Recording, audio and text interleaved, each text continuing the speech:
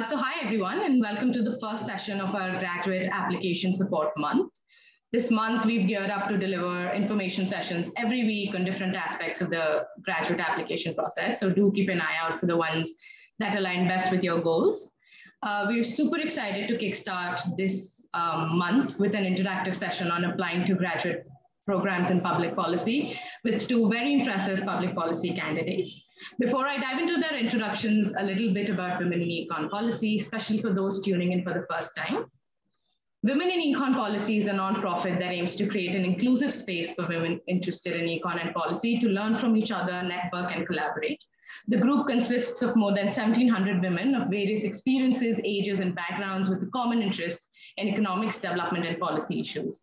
So please visit our website, www.womenineconpolicy.com, or any of our social media pages for more information and stay updated on the group's activities. I'd also like to take this time to reiterate some housekeeping rules. As you might be notified, this session is being recorded. And so for the duration of the session, I request everybody to have their mics on mute. For any questions that you might have, please use the chat box feature. We will be monitoring that closely, and the speakers, and as well as the moderators, will be keeping an eye out on the questions posted throughout. So without further delay, I'd like to introduce our two hosts for today's session, Smriti and Samia. Smriti Saini is an incoming student of Howard Kennedy School, where she will be joining the MPAID program. She's a recipient of the MPAID Scholarship Fund. Smriti has served as an International Corps Fellow and has worked in agriculture research at the International Food Policy Research Institute. She has a master's degree in economics from Jawaharlal Nehru University. Samia Mehraj is an incoming student at Oxford University, where she will attend the MPP program as a Weidenfeld-Hoffman Scholar. She works with UNICEF as a data and tech consultant to the government of JNK, spearheading various interventions in the domain of child education. Previously, Samia has worked with various Indian governments, economists, multilateral organizations, including the Indian Innovation Corps, 5 years to better outcomes in the domains of maternal and child health, nutrition, industrial development, and public education. Samia has a formal education in engineering, liberal arts, and environmental law. In 2018, she graduated from Ashoka University's Young India Fellowship. Additionally, Samia writes and is currently authoring a book of short stories set in Kashmir with South Asia Speaks Literary Program. Thank you both for taking out the time today to share your experiences with our group. I'm sure this is going to be an extremely engaging session and would very extensively and comprehensively address all the queries that all of the applicants for this year and the coming years will have. So thank you so much, both of you. Over to you. Thanks a lot, Ayushi. I think while we're speaking, could you conduct the poll as well? So I can just introduce the idea of poll. Hello, everybody. So before we begin, we have a draft of what we want to present today, but we wanted to get an idea of how many of you are applying this application cycle, so that it gives us an indication of what to focus on, what not to, and if like most of you are applying later on and just getting an idea what the field looks like, then we'll kind of focus more on that. So Ayushi will start a poll on how many of you are applying for this for the intake of 2023, and please respond a yes or no if according to your application status. So please, Ayushi. It'll be a poll, actually. You don't need to write a yes or no in the chat. Otherwise, it'll be very difficult to...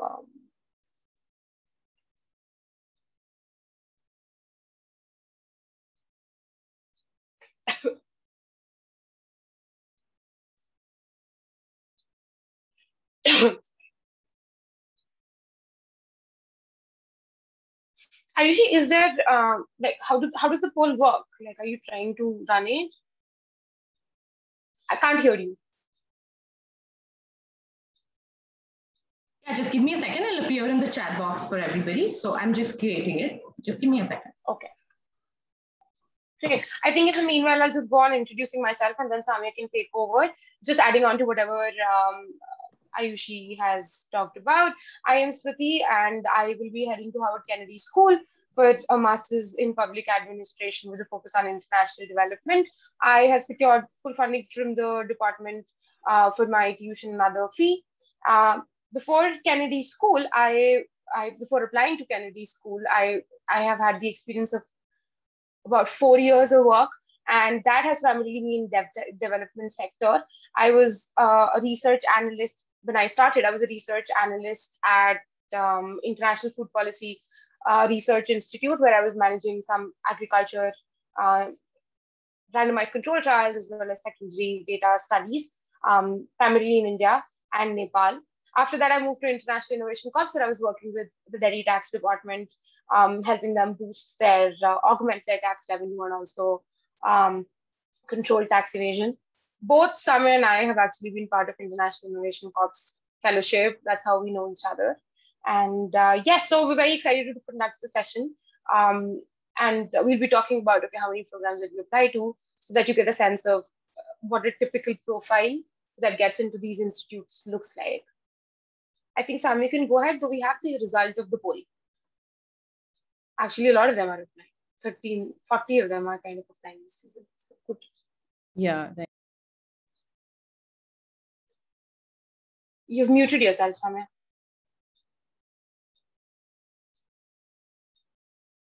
Okay, just hang on. Can you hear me now? Yes, we can. Should I move ahead? Yes, I think we can end the poll, Ayush. You've got an idea, and that should be fine. Thank you so much. All right. Okay, thanks, Ayushi, for the introduction. I think that covers it. And I think other things that we have done, Smriti and I, will also be covered while we are talking about how to go about applications. So for this particular session, a very similar session was done last year or last year. I'm not sure if any of you were a part of that because it was quite a while back. But what we thought we would cover today would be like much more, like we'll try to cover a lot of topics and just do an introduction to them instead of going into depth. Because the point is that this session is the first session that we're doing in this series. So once this is done, probably if we feel like there are more such topics that require more attention, or if we're getting some more detailed specific questions, then we'll also be following up this session with other sessions. So I just wanted to mention that. Another thing would be that we also wanted this session to be much more informal than a formal one. So we will have a Q&A session at the end. But even during some of these things, it'll more or less be like a discussion between me and Smriti about how to go about it. What we will cover is mentioned on the slide. I hope you can see that. But yes, for all of these, we will not be dwelling into the depths, just touching them on the surface. If you have any questions, I would recommend that you note them down on your notebook or like somewhere else. And if by the end of this presentation, they've not been covered, please then only put it in the chat box, because I think most of these questions would be covered. And we also have the Excel sheet of all the questions that have been submitted before. And we have kind of picked out broader themes of questions, and we would be covering them as well. So it'd be really great if you could, save your questions till the end, just so that, we don't have repeated questions, and especially the ones that are already been covered here. Yeah, so I think this would be it. Smriti, do you want to? Yes, I can take over. Just a second to start my video. So this is just to give you, as I mentioned, like a profile of a typical candidate who goes into these schools. There are definitely variations, but you just get a sense of what experience are we speaking from. So I have an undergrad in economics, which is from Hindu College. And then I went on to do a master's in economics from JNU.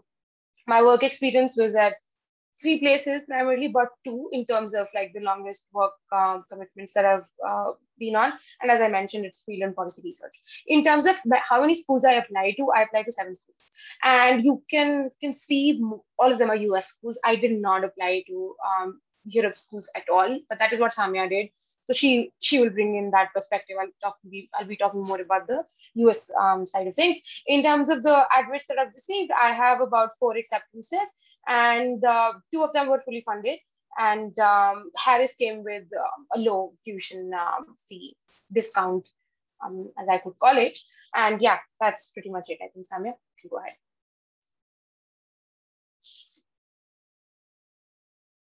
Yeah, all right. So, sorry. Yeah, so like Smriti mentioned, there's no, like the profiles really differ, the ones that get into MPP. So yeah, there is no like very specific kind of a profile that these schools are looking for. So I had an interdisciplinary education, I studied engineering, then I did the liberal arts from Ashoka University, the Young India Fellowship. And I also had like an online course online program I'd done in environmental law.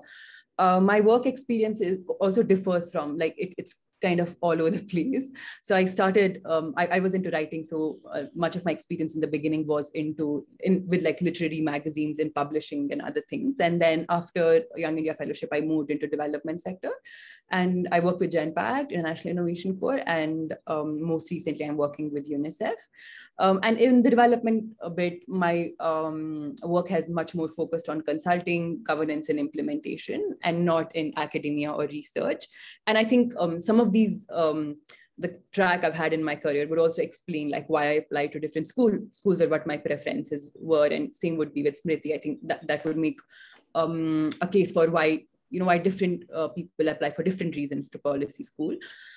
I applied to 7 places and I got 5 acceptances, 1 reject and 1 wait list. And all of these have been mentioned before. Almost at all the places where I applied to, I had funding. I had good funding at Columbia, which was also one of the options, and a Berkeley MDP. Berkeley program is not that expensive, so it was also one of the options, and so was Fletcher. But only Oxford was the one to offer a full ride on tuition and stipend, and scholarships were of like utmost importance to me. So this is the one that I ended up choosing. I did not get through the HKS MPP, and I was waitlisted for the Dev Studies course at Cambridge. Yeah. Great. Okay, so I'm gonna, I'll just take this one up. I would request Ayushi to keep on admitting people, otherwise it's just becoming a little distracting for me. So yes, the first question that we want to talk about here is why would you want to go to grad school? And people have different motivations, but most of them just kind of fall in these brackets. I had worked for about 3 years, and that's when I started making my applications. But honestly, the reason that I wanted to apply was that I knew that in this sector, there is a limit to how high you can go up, how many ladders can you really climb. It's very difficult to proceed within the sector without either without a PhD or an MBA for certain cases, or an MPP or an MPID. So that was the primary motivator.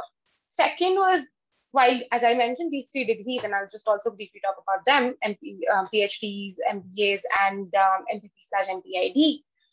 These are all different these degrees require different commitments. So how do you go about choosing on them, between them? So I wanted to apply to MPPs, MPAs, or whatever the program was, and it looked like in different schools, because I wanted to study for 2 years precisely. And I knew that it would provide the network that it does within those 2 years and the very skills that are required in the market. I primarily see myself as a professional, and I want to work as a professional, which is where grad school makes a whole lot of difference. And primarily these degrees, I'm not talking about PhDs here. And then there's also entry into new job markets. Some of us have actually worked in, for instance, I worked in agriculture and tax, but the 2 years in the program will provide me the leeway to also take just move directions and do something else. So if I were applying to a new job directly, let's say from taxes, I want to go to maternal health, I would have a way lower chance than someone who's already worked there. And even if I'm so motivated, I would have had to do a lot of explaining, okay, why do I have the skills? But grad school, you can really tailor your program in such a way that if you're really intending to go to another area of job market, you can easily do that. And changing interests is also a major factor. Networks is something I've already told you about. The sector operates heavily on networks, and that's what grad school really guarantees you. Could you move ahead, Samia? Yes. So this is a very big question. When I wanted to apply, a lot of people came up to me and was like, oh no, why are you applying here? Because one, there's no money. And then why don't you do a PhD? A PhD was more suitable for me because I came from Econ background. I already had a master's. That's not a suggestion that's going to be made to everyone. For instance, I'm sure like Samia would not have been suggested a PhD, but might have been suggested an MBA. And MBA is also lot of MBAs actually come back and work in the sector with the funders. So, and also the rate of returns are pretty high on the degree. And people recommend an MBA as opposed to an MPP or an MPID. But your decision has to be based on certain factors. One is, what is your academic temperament? So if you're someone like me, I couldn't have done with 5 or 7 years of PhD. That was not my thing. I was a professional. I never saw myself as a researcher. So I wanted to come back to the field with more skills so that I can get back on the field quickly. Whatever, like I want to be able to solve problems and not really write a paper in 3 years. Then the marketability of the degree also becomes an important factor. If you're really on the researchy side, maybe then a PhD would make a huge difference. But otherwise, MPPs and MPIDs are pretty marketable in the sector.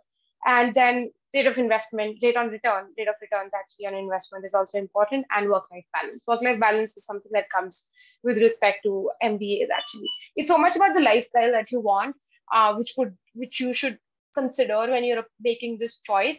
PhDs, I was told by my supervisor, how do I really want to be in a job where I'm just spending, I'm working alone and producing output. So it's a lot of brainstorming. And I don't personally like doing that. I want my challenges to be handed down to me. And then I want to sit down and break them down with the team and then work on executing them. That is the kind of work I've done so far. And I knew that MPPs and MPIDs would really equip me to get there, because it would also give you the networks to get there. So if some of you are really in that stage where you're making this decision, ki kya kare, because we will discuss the scholarship aspect of MPPs and all later on, but sometimes it's really not harmful to apply to MBA schools, because even if you have to take loans, your returns are quite high on that. So this is a conundrum that some of you will be facing if you're making applications, and these pointers can really help you in making that decision. Samia, you please go ahead. Okay, all right. Let me also just talk a bit about, sorry. Yeah, so very similarly to what Smriti had said, for me, among many decisions why we go to a grad school, for me, one of the foremost reasons was that I didn't have a education in public policy, like a formal education. For instance, Smriti had an education in economics, which is also a very important field, and a lot of people from economic field go into public policy. But I always felt like I don't have a formal education, so I wanted to see what do we even study in public policy once it's a proper program. And I also wanted to go to a good institution. I had this in my mind that, I really want to study something that I like and go to a college, a place, a city that I would really enjoy being at. So I also wanted to go into, I knew that I probably will do a PhD in future, but I did not want my master's degree to kind of focus more on PhD.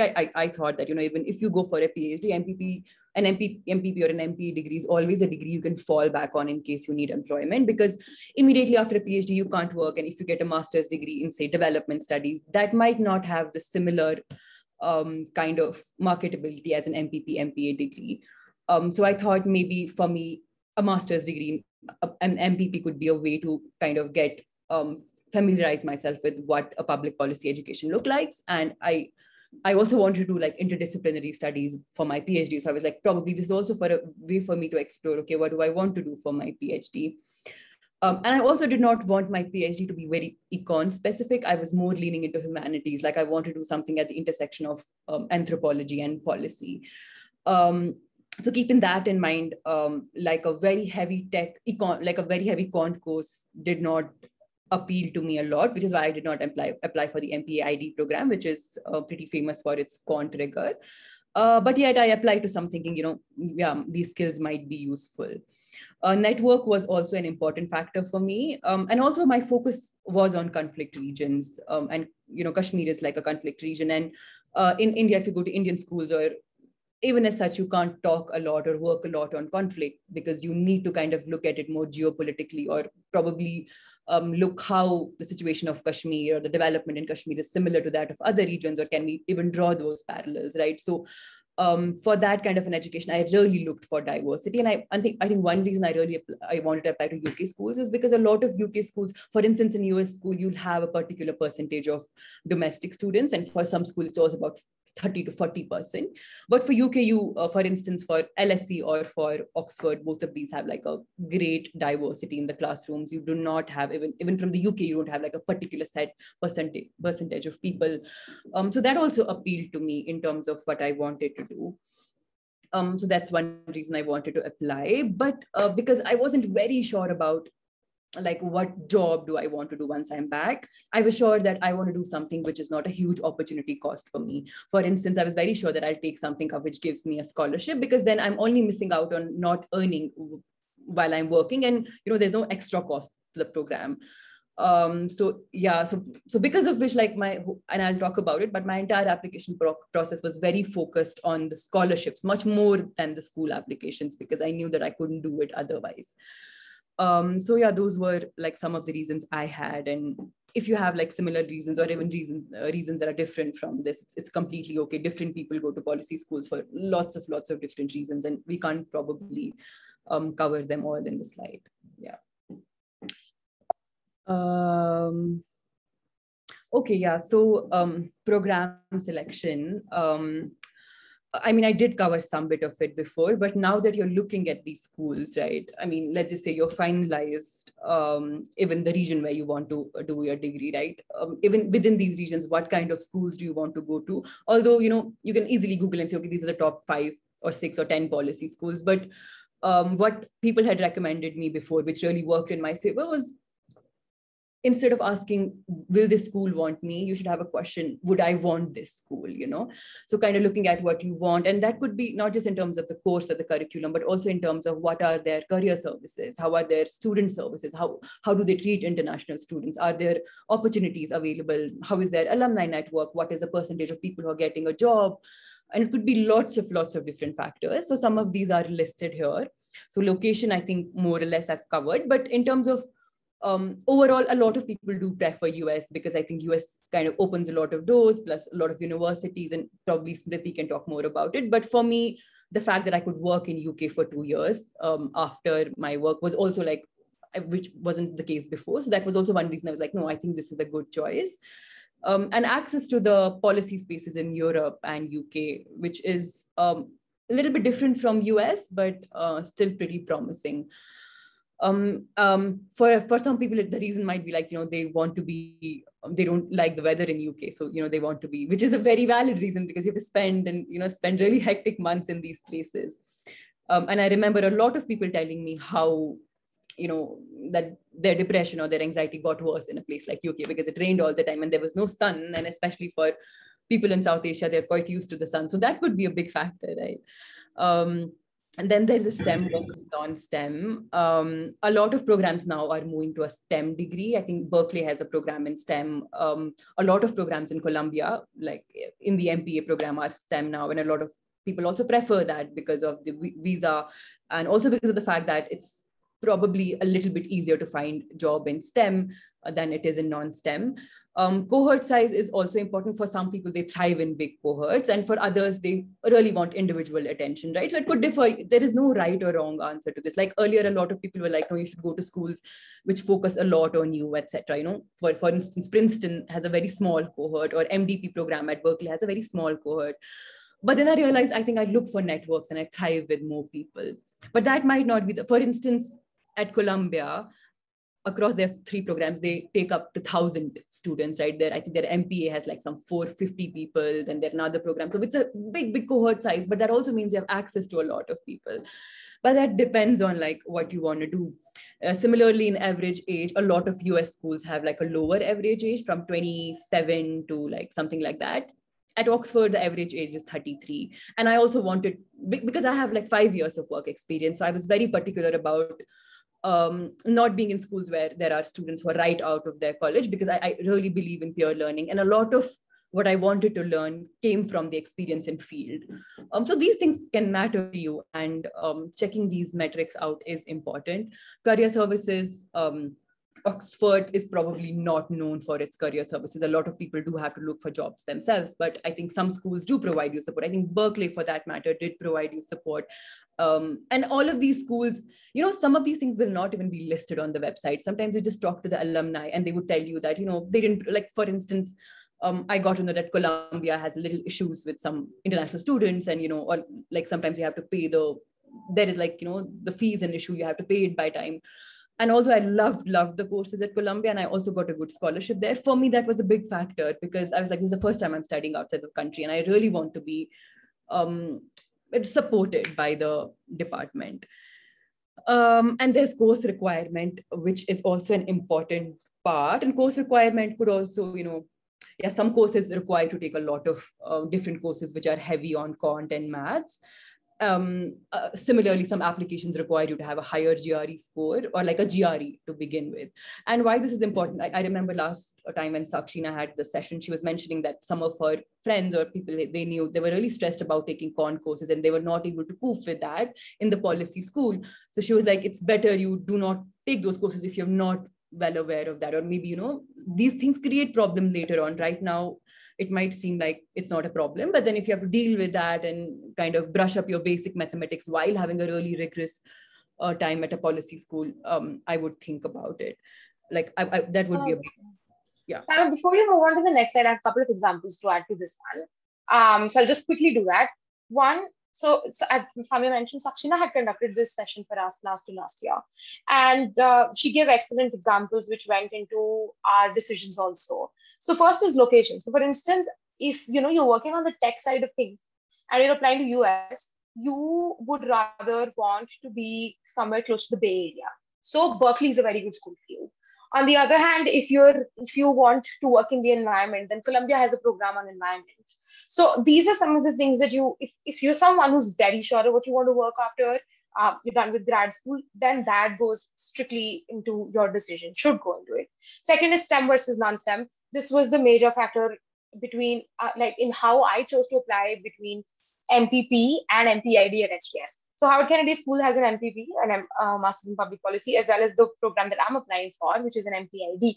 MPID is a STEM course, and MPID is extremely heavy on quantitative economics. And it is also one of the degrees that requires you already have to have audited certain amount of quant courses. So a lot of people cannot actually apply to MPID program to begin with.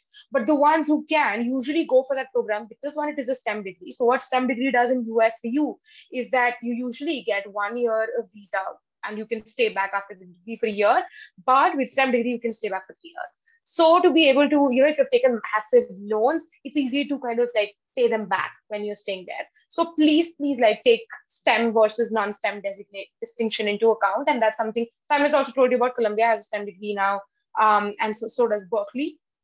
And yes, this is what I wanted to talk about from my side. So I think Sam, maybe move ahead. Yeah, I just had to, just for school research, and probably we'll talk more about how to go about it, but I just want to share an Excel sheet. So I think if you're applying this cycle, this is a good time to start your school research, because it might seem like you just have to look for a couple of things, but it was the step that took the longest time for me. And if this is done for you, it makes other steps a lot more easier. For instance, your essay writing or your recommendations on all of the other stuff, because then you fully know the school. So I just thought I'll also be sharing it in the chat, but I wanted to show like a tracker which I had used for okay, I'm not sure if this is, yeah, this is something that I had used for my research. Can you see it? I can't see it, Samia. I think it's not going to allow you to.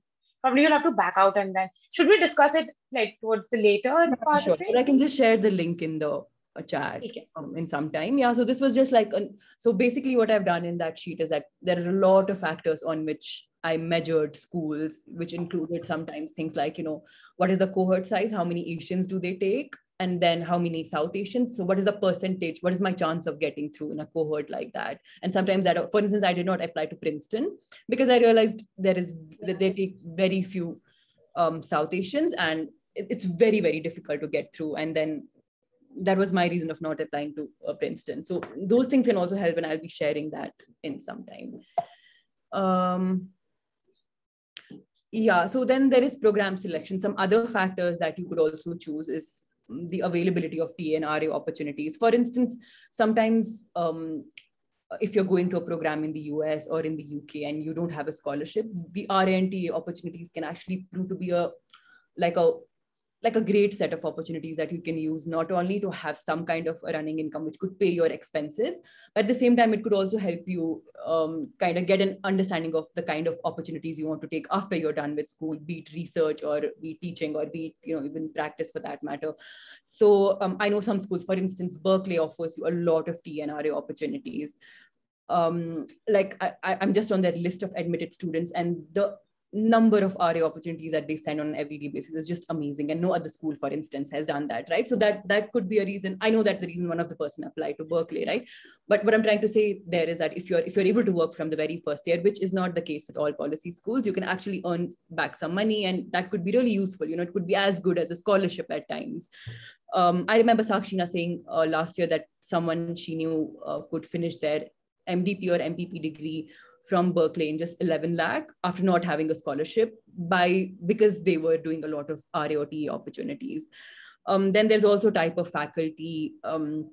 If you're in the policy ecosystem, or if you'll have some idea of which professors are where, what is their area of focus. Like, for instance, Smriti was mentioning that there might be a professor who works in an environment who's teaching in this particular school, so you might want to focus on them. They might be the ones who have more towards the practitioner side, and there are people who are like much more leaning towards the side. If you, for instance, are going for a PhD, then it might be important or required of you to deal with those things. So type of faculty is also really important. They won't explicitly say it on the website, but I think the courses should be able, and the courses and the way these courses are delivered is a very important way to tell how the type of faculty that there is at these courses. In terms of rigor implications, I think we covered that earlier, that some courses could have quite adverse implication on your GPA. Some of the courses, if you're not able to pass them, it could have an implication on if you're able to finish that degree or not. A lot of time, your scholarships will also depend on your performance. So if you're not able to perform in one term, then that could also affect the amount that you get in next term. So, for instance, I think one of the schools did mention that when I got a scholarship. So that could be a factor. Then there's cost after scholarship, also very important, this one, if your university is in a big city. For instance, although I had about 60% scholarship at Columbia, the fact that Columbia is in New York, and then I'll have to look for living expense and other things, the amount was so high that I couldn't have thought about it, right? So sometimes maybe you're in a situation where even if you get 100% tuition scholarship, you're not able to live in that city. So that is a very important consideration. And other departments, especially if you're into interdisciplinary studies, if you want to take courses with other departments or even other universities. For instance, Fletcher makes you take courses at Harvard or at other schools. So if that is something that you're interested in, or for instance, you're in Harvard, Kennedy, and you want to take classes at Harvard Law or Harvard Business School. So if there is that scope of cross-registration is very important, because there are some schools that do not allow it, or there are some schools that kind of allow it, but then your own coursework is so hectic that you would not be able to take other courses. So those could be factors that you could have. I'll just add one point to that on this point itself, Samia, is that, for instance, if you're in Boston, then you can cross-register at almost any university. You can study at MIT also, you can study at Tufts as well as Fletcher and Kennedy School. Law school, business school, and others. And there's also Yale. Yale has an MPP program. Now, Yale's MPP program is pretty new. It was a Master's in Global Affairs years ago, but they just renamed it last year. What they do is, unlike a lot of other MPP programs, they let you create the program.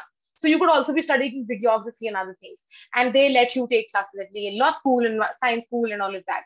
So you should definitely consider, if you want it to be interdisciplinary, how many schools can you cross-register at? Unlike, for instance, my degree, the first year is very well defined. I cannot take any coursework outside. It's very rigid. So I signed up for it because I wanted to study more Econ, and I chose to do this degree. But for a lot of people, they choose to do MPP because they're like, no, we want to design our own coursework. So that also goes into the final program, should also go into whatever program you choose to apply and decide. Just one more point, which is that these considerations are very valid when you apply, but they're also valid when you make the final decision. So I would definitely suggest that, like, you create, and Samia would share that tracker with you. You create a tracker for yourself. Okay, where can you see yourself going? And apply everywhere as long as their application fee is not too hefty and you see, okay, your chances are reasonably okay. Do apply there.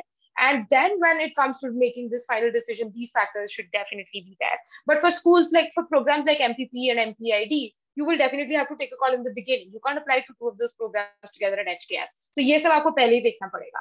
And one thing that I've also seen people doing is that they apply to a dream school. Like they know, okay, reasonably, मेरे को ये मिल जाएगा. But okay, let's keep one dream school. I'm going to apply no matter what. So do that as well. Do not become too practical. Also, a lot of us, like, we have aspirations and ambitions. So you just don't know how funding will work out, how admissions will work out. So do apply to places which are safe bets. You'll get through these safe bets. Also in terms of scholarships, for instance, Georgetown is one which offers good scholarship. So okay, has a scholarship mil jayega, so if nothing else works out, I can go here. Then some schools like where you cannot, Columbia, for instance, Chicago, and then your schools. I think that's pretty much how you could go about making applications. I spoke only from the US perspective. Samia can talk about from her experience of the schools there. Yeah, I just had to add one bit there while you're talking about how you can make your own course at some schools. At MPID, you can't do that. So even at Harvard, for that matter, like Harvard has 3 or 4 courses for public policy, right? So some courses are where you can actually make your own. I think MPA, the 2-year MPA, is much more flexible than MPP. And so also, like, it's sometimes it could differ within the school, like within the department, these things can differ. So you might also want to keep a check on that. And yeah, I think other things you've covered. Okay, so some bits on myth busting, and I think these are very important points, which I think, like, I remember this slide from Sakshina's session, but I think Smriti was talking about it, like how you choose your schools. And one thing that Sakshina said last time was that oftentimes when we apply, we really underestimate ourselves and we think we probably will not make it to the top schools. Let's just keep this one or that one. Or we overestimate ourselves. We're like, no, I'll only go to these 3 schools, or I'll not go to other schools. And the reason I applied to 7 schools, or probably even Smriti applied to 7 schools, is because you would have thought, okay, I don't think I'll make up these top schools, so let me keep the safety schools there as well. But make your choices very wisely, because I remember by the end of the cycle, when I had done 3 or 4 applications, I was extremely, extremely exhausted. So do not underestimate yourself. You have to work on your essays and other things and make your profile strong. That's given, your material strong. Yeah, I think it's so important to also believe in yourself while you're doing that. So yeah, some of these myths are around that. So policy school candidates are proficient in quant coursework. That's not true. A lot of schools, even there are some schools that are quant heavy, but the reason they're quant heavy is because they want you to come to that school and learn quant, right? So for instance, Chicago has a very heavy quant course, but they don't want people who are great at quant, right? They want people who have the capacity to learn quant, and then they want to teach them. So make sure that you know the difference between why where quant work is required and how much it is required, which is not to say that not all courses require some level of understanding in quant, but I think majority of policy schools do not have a rigid quant coursework, like earlier work that you've done before. And I think a lot of time you can also take up very doable courses in quant before you apply, in case you have no quant background at all. There was also this thing going up around about WS evaluation, which is basically, I think if you have a 3 years degree, then you need to submit your degree to this agency called WES, and they evaluate your transcripts for you, and then they send it to universities. I had a 4 years degree, so I don't know, but I don't think I had to submit it at any place. Maybe Smriti. Nor did I. No, nor did I. So over the last few years, they've become easy with it. Also, WS requires a lot of money. Yeah. So avoid applying to universities. If your budget is limited, that's the advice that we were given. At least all the 7 schools I applied to on that list, none of them asked me for any evaluation. But that's an advice. If you're trying to save money, do not apply to places which require you for this evaluation. I think it can cost up to $200. Yeah. And Yeah. And also, like, you can do away without it. Even if there are some universities, maybe one of your top choices has like a WS evaluation, you can always reach out to them and tell them, can you waive it off? Always like kind of see that if that can all work for you or not, even if they mention on their website that they will not waive it off. Sometimes if you give them valid reasons, which could include financials, which could include the fact that, it takes a lot of time. It's a lot of logistical work also, because you have to send these transcripts from your university, and it's like a whole process that is involved in that. So do explore that. You need 3+ years of work experience to qualify for scholarships. Some scholarships actually require you to have that. For instance, Fulbright scholarship requires you to have 3 or 3+ work experience, and they would ideally not take your profile if it's less than 3 years. But I do know some people who had like about 3 years or like 2.5 years whose profile was considered. But this is not to say that, if you have 2 profile, you can get through. It just means that maybe there are other aspects in their profile that would have stood out so much that that half year of work experience wouldn't have mattered that much. Some policy schools require you to have work experience, but again, I've always noticed that it's very flexible. MPP requires you 3 years of work experience, but I know somebody who got through without any work experience, similar with other places as well. Again, it's always good to check with the university. Even if they mention it on their website, you can always ask them, how rigid are you with this? What if I've done some volunteering work? What if I've been working on the side? Would that count as work experience? And they will always tell you the truth. No international student will get, I think, the work and US1 Smriti can take, and you have to get exceptional GPA GRE scores. I did not give my GRE because there was, it was waived off because of COVID, but the bits and pieces of it Smriti can cover. UK is not an apt choice if you want to work right away. That was the case probably before some years when we didn't have the visa, but now you can work there. There are a lot of people, there are like connections and networks within BSG or within like LSE in London. And you can actually also explore the Europe network of policy there, which actually is not that saturated, and that could work in your favor. Scholarship are impossible to get, which is also not true. I think a lot of people refrain from applying to policy schools because they're really, really expensive. It is difficult to get a scholarship, but there are a lot of different scholarships. And if you really want to study on a scholarship, then a lot of different universities also apply scholarship. There are external, internal scholarships. And one recommendation I would have here is that if you are hell-bent upon getting with a scholarship, it's always good to start your research early and to apply to as many scholarships as you can, and have focus on scholarships as much or even more than you would on policy school applications. And early bird definitely catches the fun. I personally think that people who get scholarship, it's not like they have a better profile than people who don't get it. I think more often it's really about how you're talking about your story, how you make yourself stand out, and how well you've researched that scholarship. So yeah, Smriti, I just add to that, and this is not really a myth, but talking about how many years of work do I have, and this is so we had asked some of we had asked all of you some video questions for the session, and one question that came up was people were like, how many years of experience do I need to apply to MPP? I have 1 year. Is it enough? My personal advice on that is going to be that you should get some work experience before you apply to these degrees, because to have a very strong application, you need to tell them who you are, what do you want to do, where do you want to go out of that. And to be able to do that, you have to have some perspective from the areas that you worked in and the areas you want to work in.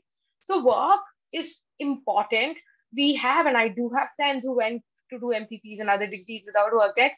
Some of them actually regretted it, but some of them really did well. But definitely, like according to my suggestion would be that you at least work for 2 to 3 years, at least 2, so that when you're making your application, there is 2 years of work ex and significant work that you've done, right?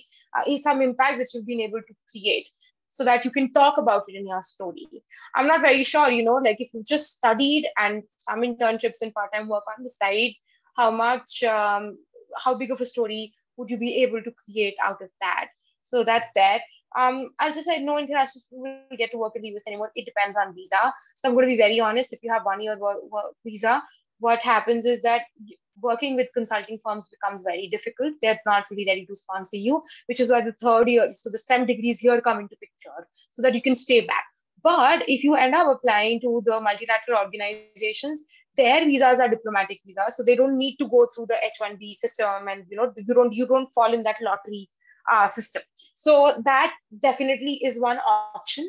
So this statement is not entirely true. And about GPA, GRE, I'll just be talking about GRE right after this.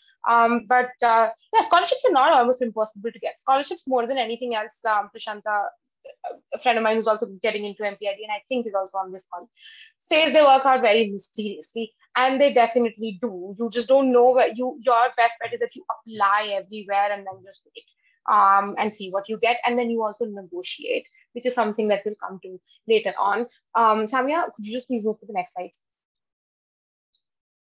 Yeah, before I move, I just had to cover one part. I think I missed the GPA bit there, the exceptional GPA, and I have to mention this. So I did not have like really great grades. I mean, they were just average, both in my undergrad as well as at the YF program, and which was a concern for me. And there are ways to deal with it. For instance, even my LOR for that matter was written by a professor at Ashoka, and who was a professor for a course that I did not have the best grades in, and I won't say how bad my grades were. But the whole point was that I thought that I've known that professor outside of work, and I've talked about my work, and she knows me enough to vouch for me. And it was a risk, but it did work for me. I was very aware that US schools are a little bit more adamant on like a good GPA. US schools do look at your work experience. So you can actually, if you have really good work experience, you don't have to worry about your GPA as long as it fits the minimum criteria, which most schools do not have. But UK schools definitely kind of look at your academic performance. So what I did, for instance, just one example I wanted to give here is that Oxford, for instance, their first is like your academic rigor. Like they're very, very particular. And you'll see that the most of the people who have gotten through MPP program have like really good grades, or, they've been gold medalists or something like that.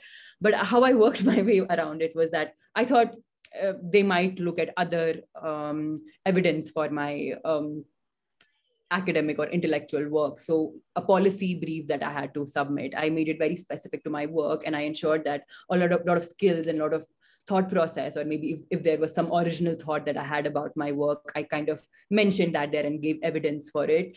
And I don't think I spent a lot of time in my essays at Oxford. I spent all of my time in the policy memo because I knew that that was a weak part in my application, and other things were, taken care of.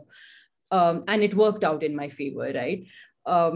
So yeah, I would say that even with UK schools for that matter, there are ways to, the point is that you have to show them that your academics are good, and grades are important and they will look at your grades. But if you have other evidence, for instance, I had publications, if you have publications, if you have, done some conferences, presented papers, that is a big evidence that you're doing well, that despite the fact that you have been working or are in like practical field, you have engaged with academic material and you can do well at a program like that.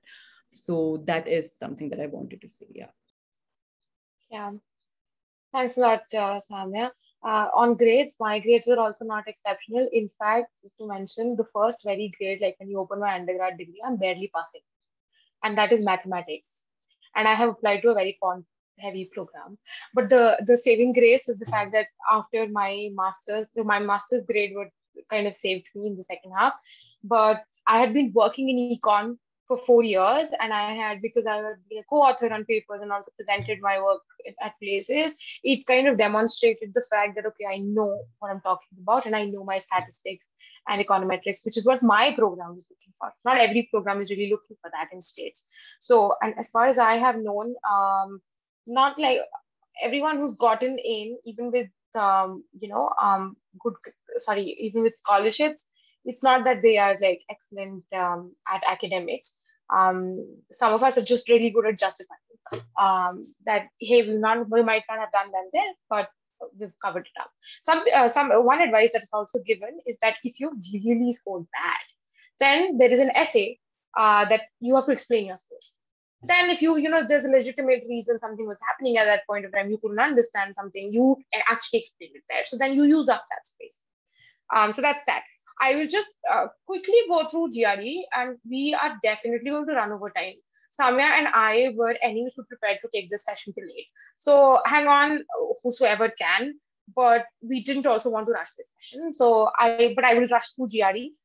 So GRE is important for US schools. Some of them are waiving it because of COVID, but if you do have your GRE, just GRE scores, just give it to them. The month right now is July. So for the ones who are applying this cycle, I would ideally suggest you should be taking your attempt in the next 2 months. So that the last 3 months, which is September, October, and November, are definitely just going on essays and nothing else. With respect to how you prepare for GRE, for the ones who've not maybe started yet, you first should go through all the official guides that ETS picks out. Those are the kind of questions that you're most likely to see on the exam. And so just do so there are 2 parts of the exam. One is verbal, which covers up the English part of it. And then there's quant, which is mathematics and reasoning. So you have to do the ETS official guides for all of it. And then the ETS also has 2 sample tests that they give out, which you should definitely be taking once you're done preparing. Then for quant, policy schools, they heavy focus on quantitative scores. They usually say that, just get good quant scores. English, they're not very verbal, they're not very much concerned about. So maybe just lay your focus on quant scores here. And I personally ended up using both Manhattan Prep and Magoosh because between the 2 of them, they covered almost all types of questions. Apart, if you're doing these 2, and of course you're doing ETS, you really don't need to go anywhere else. I don't think you need to go to Princeton or Kaplan. Some of my friends actually ended up scoring like full marks just on Manhattan and ETS. That's it. My math score was not very exceptional. It was 162 on 170. But as I said, that I was able to justify it with my work experience, with work my way. But usually, in quant, 75th percentile is a safe percentile. At least HKS states that they're looking for a 75th percentile. So you just kind of cross that barrier.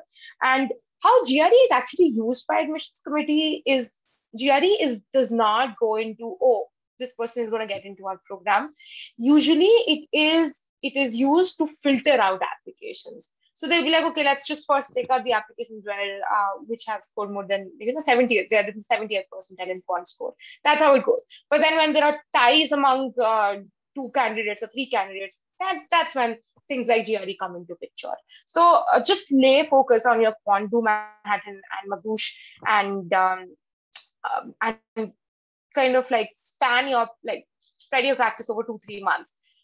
Try to take GRE within 2 to 3 months. Do not spread it over 6-7 months. You will lose track and you will most likely forget. I have never, all the people that I talked to when I was taking it, nobody ever advised me to take it like in 6-7 months. That never really worked for most of the people, unless you're very burdened with work and or you have not studied maths in probably a long time.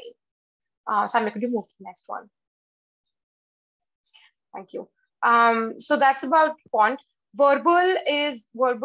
So people complain a lot how ETS really makes them suffer through the words, like they've never seen those words.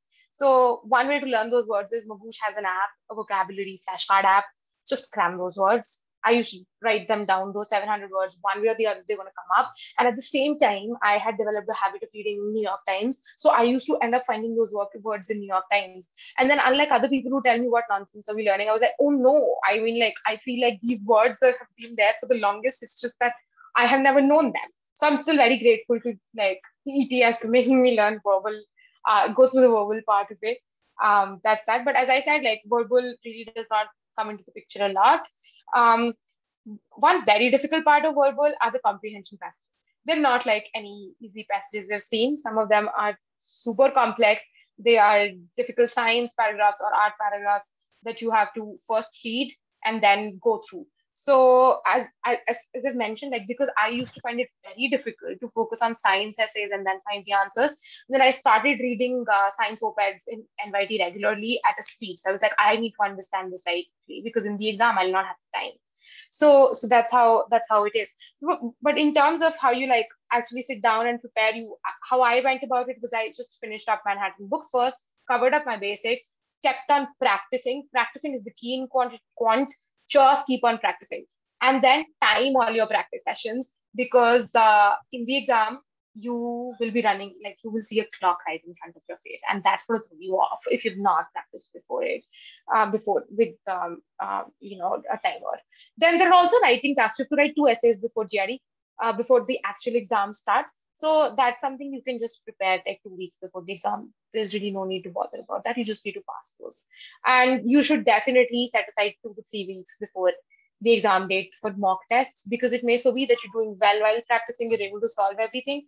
But the moment you start taking a mock test, you see that timer and you're off. And you're like, okay, no, I can't. So you really need to see how well are you performing under pressure. So mock tests create that pressure. And so there are 2 ETS mock tests. I bought a set of 6 Manhattan mock tests. So the more mock tests you practice, the better. And if you see that in all mock tests, like I'm scoring really low on geometry, then I'm like, okay, time to go back to geometry and instead. So you need to be quick on that. Could you move to the next slide, Samia? From the last slide. Just one thing I wanted to mention here. So although, I mean, what Smriti mentioned about like having just 2 or 3 months is very important, especially because the time also won't allow it now. But just in case you haven't like had any mathematics or quant heavy course in the last 4 or 5 years, or maybe you've just studied maths till high school, it's also okay to kind of look at the 6-month plan as well. Because I remember everyone telling me like, just focus 3 months, and it didn't work for me. And I barely had like 3 months, 3-4 months. And that's when I realized, no, I don't think I'll be able to reach a score of 325.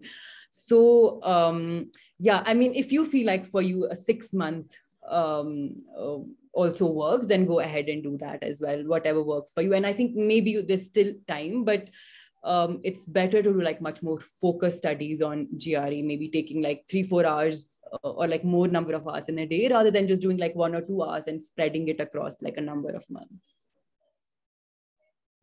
Yeah, so basically you know how well prepared you are. So if you really need to work on certain areas, you might have to spend 3 to 4 hours a day working on that. I mean, I and my friends really used to spend about 3 hours studying a day. But I think the biggest advice I have on GRE is do not take GRE when you're under stress. It just does not work well. So, and it is an expensive exam. It costs about 15,000-16,000. So you do not want to rewrite it. And it also, because the more attempts you have to take, the more time it takes away from your application cycle. So just take it as early as possible. It's great if some of you have already taken it, and I would suggest maybe August till August is perfectly fine. Just take it. And just to repeat, my GRE scores, just for instance, was 162 in quant. If some of you are thinking of, hey, what is an ideal GRE score? There really isn't. Just get as many as you can on quant, and you'll be good to go. Go ahead, Samia. All right. Did you want to begin with this? Yeah, I can just begin with this. A base is the most critical part of your application, no matter which school you're applying to, because this is how they come to know who you are and what do you want from them. So essays, typically, one program can ask you for 2 essays, 3 essays. Some ask you for as many as 4. But the one essay that's common across all applications is a statement of purpose, which is usually them asking, why do you want to do this? And some schools just word that prompt differently, but it's usually a SOP is usable everywhere. So before you begin writing your SOP, there's some amount of reflection you have to do yourself, which is basically, like, how have my work experiences shaped me? What do I want to do? What skills I want to get from this degree? Where do I see myself after this? And you have to connect the dots and just basically who you are, like a story. US SOPs can be more personal, like mine is on the personal side. So I will reflect on how it is the other side. So as long as you're true to your story and putting it down there, it's pretty okay. So you should, but in terms of just like the logistics of it, you should definitely start writing your essays this time around. This is a good time to start writing your essays if you've not started doing it. Because at least 1 month you will take yourself to get to the first draft. The moment you're done with first draft, you have to have like a panel or a bench of reviewers for yourself. Okay, I'm sending my draft, you just look at it. And maybe just send it to one person, ask people to mentor you if they possibly can. And then they can look at your SOP and then give you advice. And get people who are honest with you, who are not going to, who just tell you whatever is off.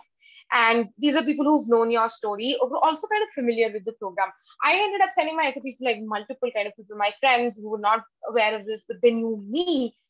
Then people who were actually in this space who knew this, and then some people who were pretty good at writing. So yeah, that's something how that you should proceed. So that like if July you're starting your essay, first drafts ready by July end, then with the reviewers and everything, you probably have a good draft by October beginning. And that should be good because there's just not one essay to write, there are multiple essays to write. So it might just seem, okay, October is very early, but it's really not. And this is some advice that I give to everyone to writing. Just write crisp and direct sentences. Over the time, I have ended up checking through people's SOP, and we have a tendency is like starting sentences with a verb with ing, growing up, being raised here. Okay, so for some stories it really works well, but some people I've seen that they end up using that all like throughout the essay. Almost one paragraph will have 2 sentences which will start with that. Do not do that. Your story, like it should just like sit with the other person for some time once they read it, which is why you write it and you edit it. No essay is going to come out perfectly well the first time. You just write and edit, ask as many people as you can to do it for you, and start with a long draft. And yeah, so I've just covered this slide, and Samia, then you can bring in your points here, which is just like in terms of structure. Usually the kind of structure that people recommend is that you just give a background of who you are, what you've done, then also like why do you want to apply to the policy school, what do you want out of them, and what are your goals out of it.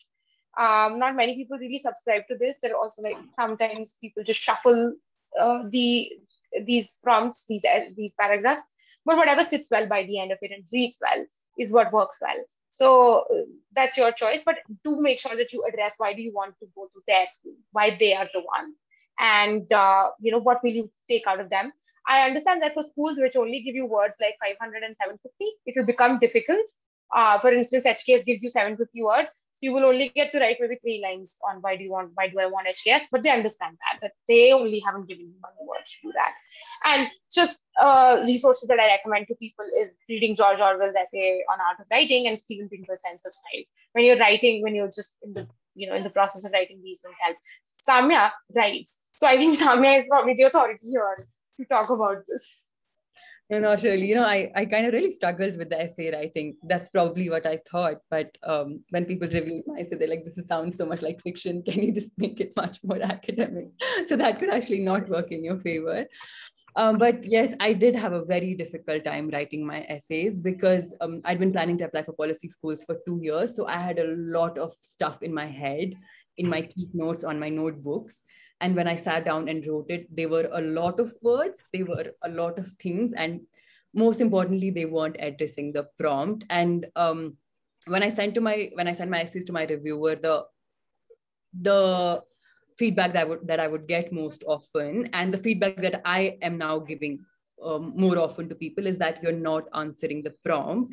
Although SOPs, more or less, they'll ask you, they'll have very definite questions, and more or less you can reuse your SOPs for different schools. But sometimes, you're not answering the prompt even when it's your SOP. So if they're asking you, talk about the education and work experience that you had and how it made you learn something, you have to answer that prompt. It could be a different way of answering. It could be a non-traditional way of answering it, but it has to be done.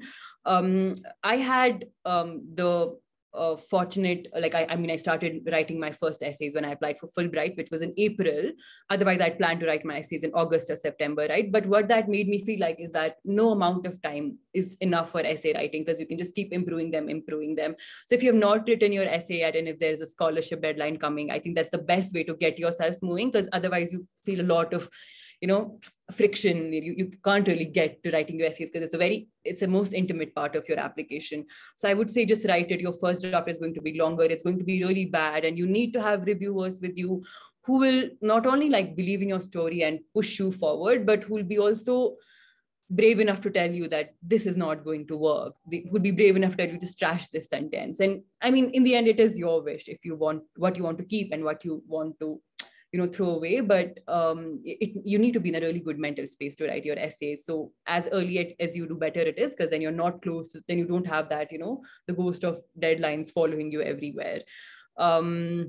With respect to reviewers, what I did was that I made a good mix of reviewers. For instance, I had somebody who had already been to the school, so they were like an alumni or a sounding board. Then I had my mentor who had known my story right from, like, I'd started my education. So they were able to tell me if the Samia that they see in person is the Samia that is in the essay, because you're not able to see that. Somebody else has to see your personality in your essay. And then I had people who used to fact check my, they were fact checking reviewers. And then I had basically my people who were my managers who would basically talk about my work. And sometimes they'd be like, you have talked about this point of work, but I think the work here was much more better. So why don't you talk about that bit? So sometimes people can tell you things about yourself that you would have never thought is a strong point about you. So review that really, really helps. And I think rest of all of it has been covered. So we can move ahead.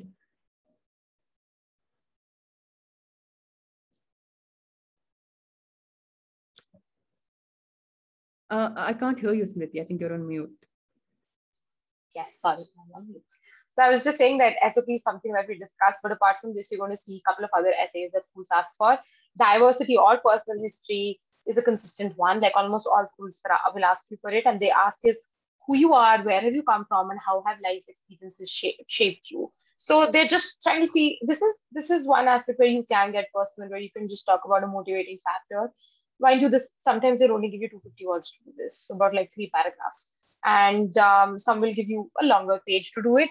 So I think your aim here should be that this shouldn't be your SOP. Be careful about that. That is something that they will also say, that don't replicate your SOP. It could definitely be connected to it because it's you at the end of the day, but it has to be a different facet of your personality which is not there in your SOP. So like when I had talked to people, what did they write about their personal histories? I know someone who had talked about bullying, their experiences with bullying. Mine was on caste. Then some people write on gender. So yeah, people, but just making sure that it's actually different from your SOP. And these are usually shorter essays. One good thing is once you start writing your SOP, you'll get into the habit of writing. So if you're someone who's scared of writing, this is necessary. Like you write your SOPs, then you're like, oh, now I have to write diversity, and you've already brainstormed, you've already jotted down your ideas. So those ideas can then be taken into personal history or diversity essay. So many things will at the end of the day not go into SOP, so they can be taken out and put into diversity or leadership or other essays. That's what I also ended up doing in my applications. And then there's leadership essay. There are sometimes mistakes essays. They just ask you, hey, just describe an experience, describe an incident where you took up leadership, how did you deal with it? So HKS asks for it, and this is also talking about 750 words or something. And different schools ask for different things. Samia will cover the remaining ones. Samia, yeah. Also, like a point I wanted to add here is that if, for instance, if you have personal history, diversity, and leadership, which are mostly all US schools ask this, and if this is like something which is other than your SOP, it's always a really good time to show them who you are. I know somebody who wrote like a very, like a cute couple of paragraphs on dancing. And that person got through the MPID program a couple of years back. And, my point being that, sometimes schools, you also have to look at it from the perspective of somebody who's reading your application. They're tired of reading people and, different applications that more or less sound similar. And then in your personal history essay, you have something which is a little bit humorous, or, something which can be a little bit, for instance, because I write, the personal history essay at Harvard was the only one essay where I got to show my creative writing skills, because here is like, okay, I'm going to be all myself with writing the personal history one. So very, very important essays to show your personality. Yeah, that's something that I wanted to add. And if we look at now, this is where I'll more or less cover UK and Europe specific essays, although this is not as rigid like as we have done it in the presentation. UK schools will more more or less look at the academic part of your essays more than your personal history, which is not to say that your personal history and all of those things don't matter. It's just that you get like a little bit lesser space to talk about yourself or your background or your personality or your special interests. They really want to look at why public policy, why this particular thing.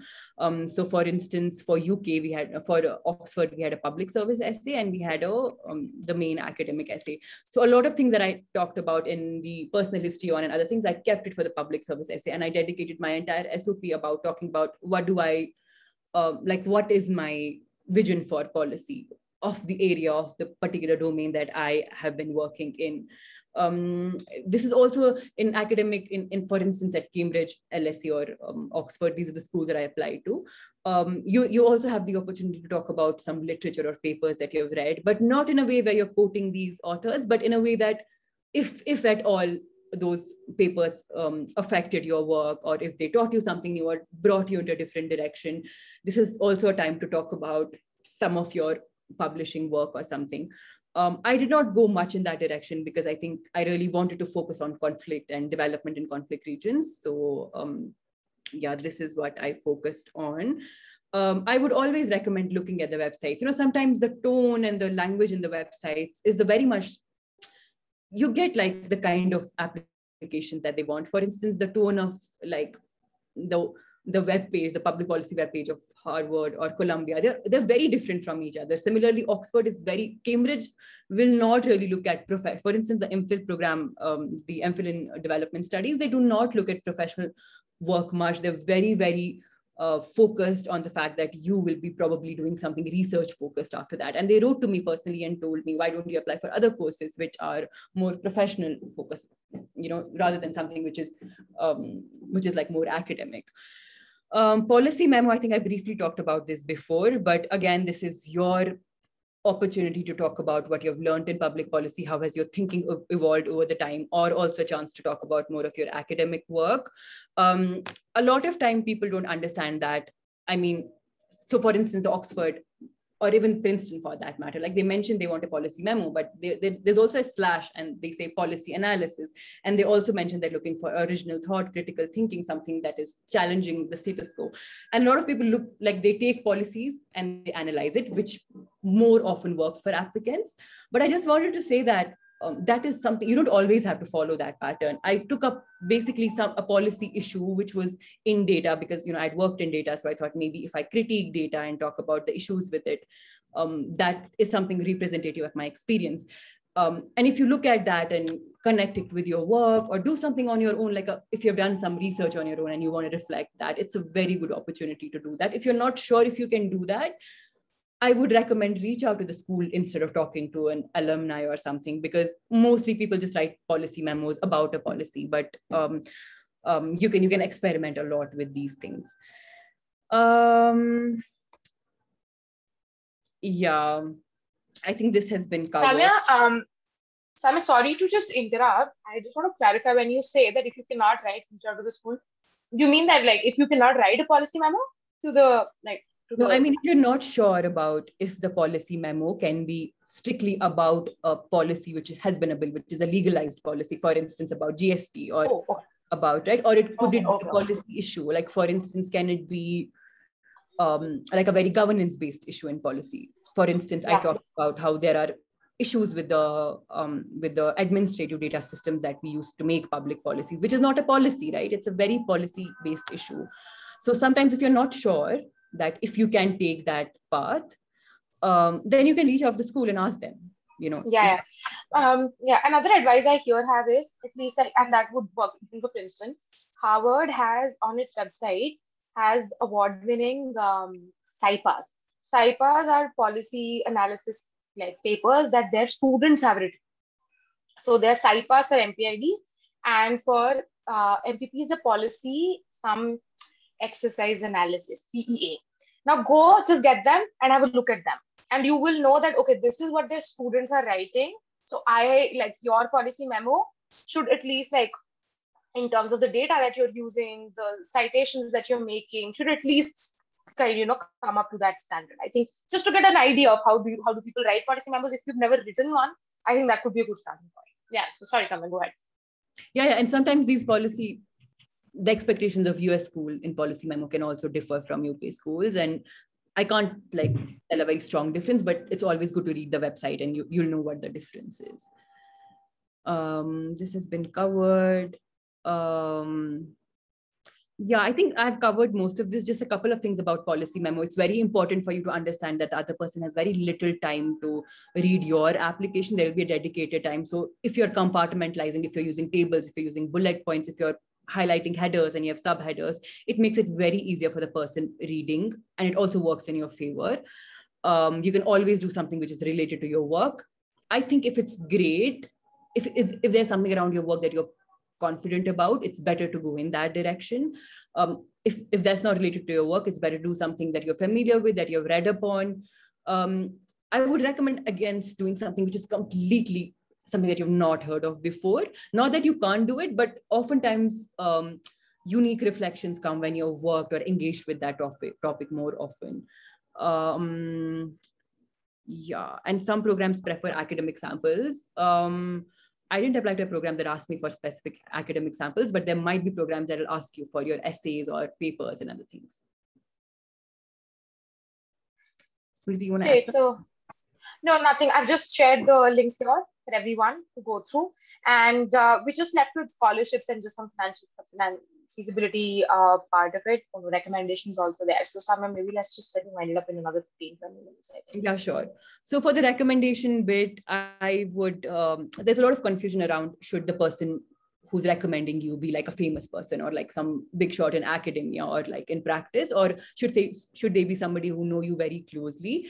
And I was also confused about it, but when I looked at evidence, it tells you that there are people who had like very personal, like people who are not big shots, but knew them very clearly, worked with them closely, who wrote for them and they got through. And there are people who had, people who are big in politics or policy circles or academia who had recommended them and it worked for them.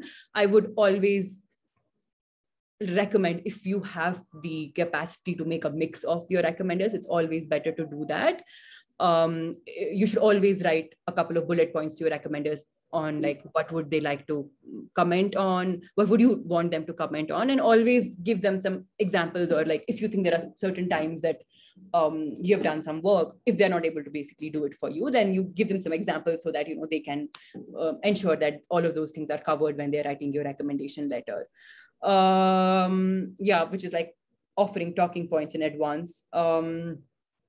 Don't be afraid to check in, reach out to your recommenders at least 3 months in advance. It's always, and the more communication you have with them, the more serious they know that you are for that particular school or a program. Interact with them, meet up with them, or the more you speak to them, the better it is. And yeah. And if you have more number of recommenders, for instance, I had finalized 5 or 6 people who could recommend me. So because I knew I was applying to 7 schools, it might be too difficult for one recommender to submit 7 applications. I divided them between different schools. I had 3 recommenders writing like 3-4 applications and 3 more doing other ones. So if you can do that, that's one way to go for it. Can't hear you, Smriti. Right, we're moving to the scholarships section after this, right?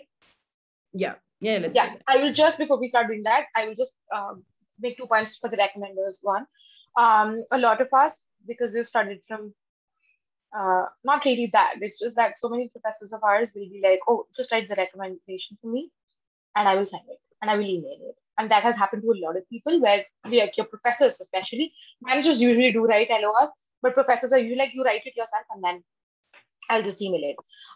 So now just some advice on that front. Please try to, because you're going to write it and you will get access to some samples online. Make sure you're not going by like, oh, she's diligent, an example. She's this, an example. It's better to weave a story. Like they need to tell them how they see you as a person. So like listing down qualities is not really the best way to convey that. For instance, my recommender, my professor, she wrote it on her own. She wrote an excellent LOR and spent very little time on academics, but more about how she saw me in the school and how she sees me after this. So like if you have to write LOR yourself, like spend some time on that also, and maybe get it verified by other people before you send that out, because LORs make a lot of difference. So don't like really take them very lightly. And when you are requesting your professors for LORs, that's you reaching out to them after 3-4 years of having seen them, please write a full-fledged email of, just in case like you weren't aware, most of us do that, but good, like it's a good piece of advice to remember. Full-fledged, tell them, hey, I was there, I took this class, and this is why I liked your work, and maybe some parts of your work inspired me to go to policy school. I'm reaching out to you. If you could write me a recommendation, I'm planning to go back here. Attach your CV, attach your essay also, because they might give you feedback on that. So yeah, that's how we should approach that. Internal is on me, Samia, or should we just should I quickly go through this one? Begin with, okay. So internal scholarships are basically whatever the department gives you or your school gives you. And most of them do not have separate application except for Kennedy School. What Kennedy School does is, once you apply to the programs, after 15 days of that, they open a financial aid portal. And for that financial aid on that portal, there are a couple of fellowships that Kennedy School comes out with, and you have separate essays for that. So then you write essays and then you submit those. And even without writing those essays, it is possible that you might be allotted some other scholarship which really does not require essays. So that's how it is. For Columbia, Georgetown, Chicago, all the others, apply in the earliest cycles. That definitely helps. I remember I had applied in the very first cycle in Georgetown, which is why I was able to get through their McCord scholarship shortlist. And that scholarship gives you like stipend and everything. But people who had like maybe even better than me applied in the second round were out of it, because the schools want to get done. Even like they allocate higher funds in the beginning itself. So apply as early as you can. The first set of cycles start 1st December is usually the deadline for most of them. So trackers is what helps there. That's there. And this is one point that we had just alluded to in the beginning. Negotiate. Use your scholarship offers to negotiate. So for instance, Columbia has given you 50% and Chicago is giving you 15%, but you want to go to Chicago. Chicago actually even opens up a form where you can negotiate, and then you go back to them and tell them, hey, Columbia is giving me this much money. And like, can you just, hike up your offer by this much? Same is the case as what you can do with Georgetown. Unfortunately, this is not a thing that you can do with all schools. Harvard, for instance, does not entertain these requests. Columbia is also pretty rigid on this. They will also not very easily change your endowments here, but Georgetown, Chicago, Berkeley also might do that. Yale is a pretty good program that way. Yale offers 50 to 100% funding, so do apply. It's just that their intake is very small, so chances are as low as Princeton's are. Princeton is fully funded, if you all know. If you don't know that. So yeah, that's that. I think you should. Oh no, I will also cover the collateral free loans. In case you do not end up getting a scholarship, then at least in US, there are collateral free loans that are there. Prodigy, Empire, and other banks give you that. If you have a collateral, if you have a guarantor in US, someone you already know who can vouch for your application, then you can get, in fact, actually a loan of higher amount without any collateral. So, but these are like later on concerns. Your first concern should be to just apply. And then once you're done with applications, you can start figuring things out. So just put your best front, apply in the earliest cycles possible, because that's what's going to increase your chances of getting into scholarships. Samia, take it ahead. Yeah, so I think I'll just talk about the UK bit. I think UK schools do have like scholarships, and some of them might have better scholarship offers than the US schools, and could be also because UK programs are mostly 1 year long. So for instance, Oxford, if I'm not wrong, a huge chunk of the class is on some kind of scholarship. Almost, I think 60 to 70% of the class is on some form of financial aid, and almost 20% is on fully funded scholarship, which comes from different, actually might be less than 20%, but yeah, so that was also one reason I wanted to be there. But for instance, Oxford has a lot of internal scholarships. They have Rhodes, they have Weidenfeld-Hoffman, which is the one that I have. There are public service scholarships, there are Commonwealth shared scholarship. And what I'm trying to say that, for instance, I didn't get through the Fulbright or even the Chevening for that matter. And in the beginning, it was a huge, I was not happy about it. And I was like, okay, most likely I won't get a scholarship. But what we often don't realize is that schools are also, some of the schools are very, very generous with their scholarships. Even in US, I think Fletcher and other schools give out a lot of scholarships. So you can also kind of, and what this requires, I mean, for you to know that there are internal scholarships, you need to do your research right in the very beginning. And here I also want to say that sometimes there are so many scholarship opportunities to apply for that if you think that you are a strong candidate for a few of them, you might actually need to prioritize 4 or 5 instead of applying to 10, because if you're doing like a half-hearted application for 10, it's less likely to work out. But if you're doing like a good application for 5, it will work out. And if you're a strong candidate for it or not, requires you to do some earlier research or speak to people or check the profile and everything. So for instance, I didn't apply for INLAC and all of those other scholarships because I was just very tired to do that. And I instead focused on Weidenfeld-Hoffmann because I knew that the kind of thing that they're looking for in a candidate, I have it in me and I can make it a strong application. Yeah, I think that's more or less it. Can go ahead. Okay, maybe I'll just put down the name of the schools there, just in case you might have missed out, like with respect to US, which are the most generous schools. In terms of, I would also not shy away from saying which are the stingy schools. Chicago never gives full scholarship to anybody, not even 50%. 20 to 25% is what they usually give. So please take into account, and you know, I'm just giving this like a case in point, and they have about 600 students in their batch. So think about, like, most of the students are not on aid, and you have 600 students, and some of the students are also taken in without a lot of work ex. So you are competing with a massive class, and so, like, I personally didn't want it when I was making my decisions. So just that's how you should construct, like, do you want to go to that school? Would you be able to pay back from that? With respect to external scholarships, I applied to a few, which was, I applied to INLACs and Aga Khan, Lady Mehraj. I was not eligible because I had full funding for tuition. They only let you apply for tuitions. Aga Khan, I didn't get any shortlist. Aga Khan, the applications are offline, and just like word of mouth, they have a preference for minorities. They usually fund minorities. So if you're a minority group, please apply to Aga Khan. Then INLACs, please repurpose all your application SOPs. And then there are 2 interview rounds for that. Fulbright, I was not eligible to apply, so I didn't apply. So these are some of them. Then there are also interest-free subsidized loans that you get. These are not scholarships. They're basically like grants. They'll be like, we'll give you 3 lakhs grant, but we'll give you 6 lakhs loans. So just an example, some of these loans are interest-free, so you can take them. J&T Tata is one, KC Mahindra is one, and Narottam Steksaria is one. They have interviews, and they also have to submit your applications. Most of their deadlines are around March and April. So after your school results are in, you end up uploading your school results and telling them, okay, this is my preference, this is the amount of money I need, and just create that application. I have 2 advice to offer here. One is that when you're applying for any of these scholarships, the lower amount you state that you need, the higher your chances of getting shortlisted. If, let's say, you are fully funded at, if you say, like, you've got an admission at HKS, but your tuition fees is about like $60,000 a year, and they say, oh, I need $60,000, I don't have funding here. You might not get a shortlist, because that's something that did happen with, like, people I knew. I got a shortlist because I was fully funded. So one sad part of it is they usually want to fund people who already have secured funding somewhere else. This is with respect to, like, INLACs, Aga Khan, and J&T Tata, KC Mahindra, Narottam Steksaria.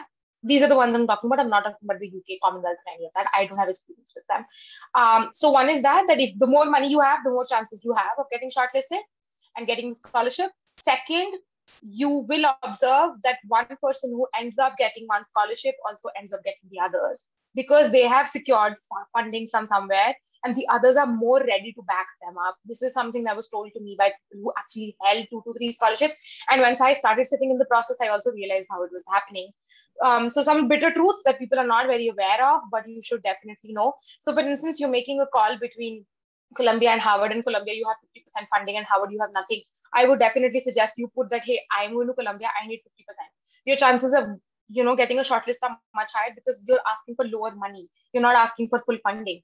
And even in the interviews, they'll be like, but, what are your other sources of funding? They're not going to give you full money. These are the kind of questions that have been put to previous applicants. So might sound a little like not very hopeful, but, the more, like, if you do have some amount of school funding, it helps. it helps to secure external funding. So the more school funding that you have, the better it is. And just like me and Samia, I would definitely recommend doing a degree which is at least partially funded. Otherwise, it kind of like limits your choices in job market, what you can do and what you cannot. I have really gone on for long. Samia, please go ahead. Yeah. No, not at all. I didn't say yeah to that. I meant something else. But this is very useful. And I think a lot of things have been covered. So with scholarships, I apply to a lot of, to begin with, I apply to a lot of external scholarships, not a lot of, like the ones that were available. So the thing is that Fulbright, Commonwealth, and Chevening, and there might be others as well, they start their application process like couple of months before. I mean, I think Fulbright starts it in like March or April, and the deadline for it is gone now. So all of these applications, many of these applications actually are like basically fully fund your studies. Fulbright doesn't fully fund, but that could be a significant amount that you get to fund your studies. And I would recommend that you look up at these scholarships already and prepare for them, because, you know, sometimes they can be very last minute that way.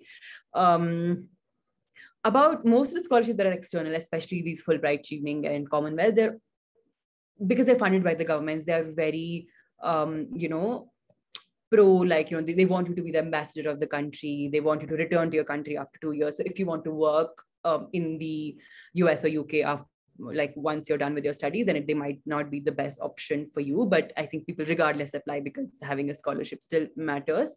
So you might want to consider all of these things. There's Rhodes also. But I think Rhodes has like a age criteria, and I think a lot of policy people don't apply for Rhodes because you need like some amount of experience, and by that I think it's 25, but you might want to check it. It's different for different countries. But it's important to look at these scholarships. So Commonwealth has two kinds of scholarships. There's Commonwealth, which there is an application to the ministry and the Commonwealth, and then there's Commonwealth Shared. Commonwealth Shared is the application, these are with the university. So for instance, Oxford has, I think, 4 Commonwealth Shared scholarships for the MPP program. So they, I think, take place once you have an offer, and then they process, but you have to apply for them right in the beginning. It's a little bit messy process, and I think there are so many scholarships available, and much of these scholarships don't offer you a fully funded, you know, they're in bits and pieces. For instance, someone who had gone to Yale told me about the Rotary Scholarship, which not a lot of people know about. But what Rotary Scholarship is basically, I think there are Rotary clubs across the world, and you can actually reach out to one of those Rotary clubs and tell them that, you know, would you be able to fund my studies? And what they do is that I think half the amount they pay, and then the Rotary Secretariat, whatever they have, they kind of fund the other half one. So somebody who, like, I think she paid half of her fee and they doubled it. So these things, but I think it requires a lot of logistics and back and forth, which needs to be taken care of. Yeah, but if you don't want to return to the country, if the process, for instance, Commonwealth, I found the process to be very, like, it's like applying for a visa. You have to apply to, I mean, the forms that you apply for, they're not always the most comfortable forms to fill. Similarly, some of these are uni-specific. So you might want to consider in all of those things. Yeah, and I think more or less it has been covered then. I have to take this also answering. I'm just gonna, we've gone really really long, but you know what, like we've still left so many aspects of it. This is a process, and this is the knowledge that we've acquired in the last 3-4 years. It's very difficult to condense it into us, and we want you to go back with like more information. The financial viability aspect is one of the most important, and it ties down to the program selection criteria that we talked about in the beginning, as particularly with the United States, because the United States is where like getting scholarships is a little harder than the other places. But you know, if you just make applications, this is a question that comes on later on, but try to apply to most STEM programs so that in case you have to take a loan, you have 3 years in the States to be able to pay them back. But of course, if you do not like that program, then don't. This is like, you know, these 2 years are what you're going to make out of it. And we do know people who've managed to pay back their loans. They've not been in the States, but they've moved to other countries to be able to do that. Then, you know, whichever program you end up choosing, you look at the rate of returns. Where are the alumni placed? How many of them are in the private sector? How many of them are in public sector? What are the visa restrictions? How many years do you think you could take? And talk to people. Talk to people about it. I remember just a few days before my results came out, I sat down with an HKS and PID. This HKS is pretty stingy with money, and I asked them, if I don't get funding, should I do it? And they're like, no, don't do it. It's like, it's not worth it. And this is when HKS has said to be one of the best schools with a very, and this is a STEM program, and with a lot of, where you can get into consulting, there is an option. And they still said that it will, it could, like, if you don't have family money, this may not be a great choice because it ties you down. You cannot choose to work in public sector if you want to.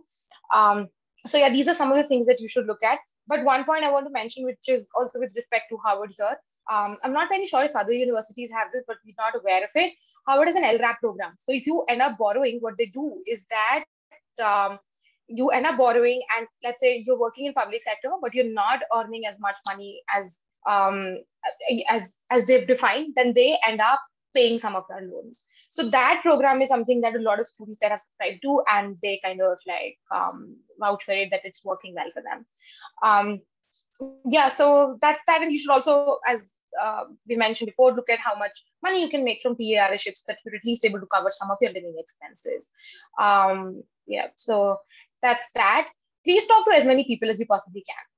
And when you talk to people, I was very upfront, and I would ask them when they were studying at these places, like, did you have family money? And we were like, yeah, we did. Like, there was someone. So then at that point of time, you're like, okay, no, this may not be a very good comparison, because I wanted to talk to someone who wanted to finance their education just by themselves. Because I did come from so many people, like I did talk to people who were like, no, but my parents paid for it. So if you're not one of those, like, talk to as many people as you possibly can, because even if you're one of those, then, it gives you more information on how people are financing. Are they happy with their decision? Would they recommend it to someone? So yeah, this is actually a good time to talk to as many people as you possibly can. Reach out to them on LinkedIn, reach out to them on, universities. Chicago helps you connect with alums, like even when you're applying. So take advantage of that also. Yep. And we didn't mention that. Attend admission sessions, attend admission webinars. They're very useful, and they help you getting, at least Chicago, they will help you waive off the application fees. So attend admission sessions. And sometimes the admissions, they also notice that you're attending the seminars. Yeah. I don't know how much of that plays into your application, but they certainly take names and save them. So yeah.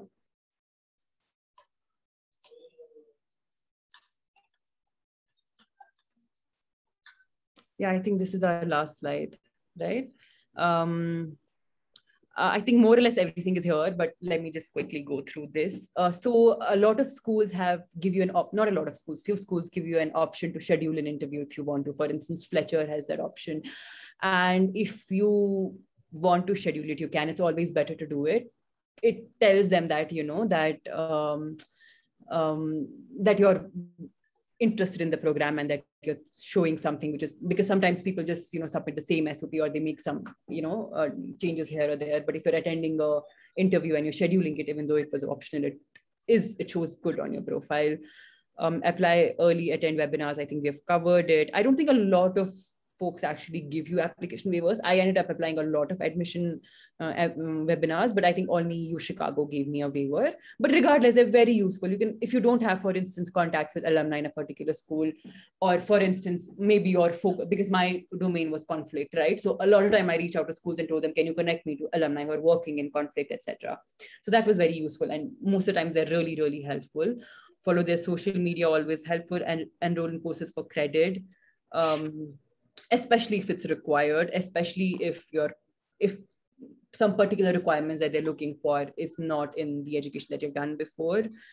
WES, again, I think we've talked about this, but just in case you're applying to a school that requires it, this is something that you need to put on urgent basis, because this apparently takes a lot of time. And yes, early notifications always help with scholarships. In fact, I think the later you apply, the fewer number of scholarships they have. And yes, always good to keep in touch with the admissions committee. Is there anything else you want to cover? Not really. I'm also actually kind of answering the questions that are in the chat box. Sure. Apply early. Yeah, apply early. Apply early. That really increases your chances at scholarships. Yeah. So, which is why this is a good time to start your essays. Yeah, no, it's also a way to space out your applications, because I don't think a lot of people talk about the stress that you go through if you have a working job, if you have other responsibilities, and if you're applying for 6 schools in like 2 months, it's a lot of stress. So maybe if you space out your applications, do some of them early and then some in winters and then some in Jan or Feb, I think that really impacts the quality of your applications as well. I think I ended up making a very silly mistake in my HKS application. And although that's usually they usually ignore that thing, but sometimes you could end up making very silly mistakes that could impact your candidature. So for you to have time for ensuring that you do a check for typos and make sometimes the reviewers, oftentimes the people who review your application do not get back on time, and you have to ask them to get back. And if you want to do back and forth twice or thrice, it's very hectic to do that like in a month or two for a lot of different schools. So yeah, always better to space out the applications. Yeah, so I mean, thanks for bringing that up, Samia. Stress is the part that goes unaddressed. Personally, for me, the time November is just super hectic. So please feel free when you're actually planning your calendar. Make sure you take up like at least 2 weeks off in that time. I ended up making such a blunder on my Chicago essay. I remember I forgot the word "not," and that changed the entire paragraph. And this is something I realized after submitting. This is after that essay had went through reviewers, a few of them. Nobody noticed. I didn't notice. And this is because I was doing it last minute, that essay. So there are a lot of essays that you will end up writing last minute because hoga kya ki you have your SOP, you have 2-3 essays. But Chicago, for instance, will give you 3 very different prompts. And what you'll have to do is go back to SOP, cut 4 lines, paste it there, then like reshape all of it. And so much of it, you'll have to do it at the very last minute. So, and this is what happens even with the most prepared ones of us. So, so what Samia has advised there is excellent, which is that please take your apply early so that you space it out. It's a very stressful time, especially for GREs scheduled a little later. And you also have to take TOEFL. We didn't really cover it here, but because we only studied like a weekend for it, it's very easy. But you have to take TOEFL also, TOEFL and IELTS. So yeah, that's that. Hold on to your like loved ones. Go out. Don't really shut activities because that also something stimulates the brain when you're writing your essays. That's that. I am answering some of the questions in the chat. So people who want to leave, please feel free to leave. And I think instead of like now writing the chat, which I'm tired of, we can just probably start speaking about talk about it. I'll just address one here, which I was writing an answer to Samia, and then you can go ahead. Arundhati, none of us, I don't think Samia also has experience with education policy. And none of us, and like we didn't even apply to that course. My suggestion would be that you write to women in econ. Someone there must have some experience with it. Particularly like if it is what a specialized field, I don't think we're very equipped to answer that question. Samia, do you want to take this? Do the essay prompts questions remain the same across years for a particular school? More or less they do, but I think sometimes they change as well. I think Columbia recently added a new and they changed the question there, but I don't think they change a lot. I mean, if this is something that you want to use to prepare for your application already, you might as well check their I mean, they do have like a browser kind of a thing for next admission cycle, and they give you like a more or less an overview of what questions they'll be asking. So yeah, they do it well advanced. So basically, at this point of time, you will see the prompts that you have to write essays on. So don't worry, aisa nahi hoga ki like a month before the deadline, they're like, oh no, we've changed the prompts. None of that will happen. If you're looking at, I remember when I created my tracker, I put down the prompts in May or June. And they didn't change, like May and June, they're all new prompts that you have to address. It's for that admission cycle only. So I don't think that changes. This is Samia, what kind of access will Indians have to the policy space in the UK, Europe? Can you elaborate a bit on that? So I think I mean, there are no like separate policy spaces as such. Like I can't, for instance, of course, like US will have access to United Nations. Like for instance, if you're in Colombia, you're close to the headquarters and they have ties up with that. With UK or Europe, I don't think, I mean, probably there might be, but it was not my area of focus. So my the one thing that I looked at was that there is a lot of focus on conflict as such. There are a lot of students that come from different backgrounds that can inform the kind of studies that I want to do. So I do not actually, I don't think I'm informed, or this is my space, like the policy space is where I want to go. Or so maybe you can actually research it a bit, or maybe I can also, maybe you can also connect to some other people who are working in the US, in the UK and Europe after doing their MPPs from UK or the Europe. Yeah. One is like, we've covered this one, which is like, what do you suggest about doing masters directly after undergraduation in case we take a drop year, but how should we channelize that time? As I said, like, I would definitely ask you to get some experience before you apply to grad school. There are multiple fellowships that you could be doing. You could be assisting an NGO on field, depending on what area of work do you like. You could also be doing research work. Samia, feel free to drop in your yeah, that's right. But yeah, I think more or less some of these questions we've covered. So we probably just take the ones which have not been covered. So what is the weightage ratio between essays and recommendation letters? I don't think there is a ratio such like that. And if anyone tells you that there is a particular ratio, I don't think you should take that more seriously.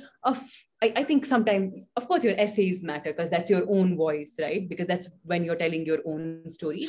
But what you can actually use your recommendation letters for is like, if you're talking things about yourself in your CV and your essays, your recommendation letters can basically vouch for you, right? So it's basically you're giving them instances of what you've done and they're vouching for you, you know? So that is how you can look at it.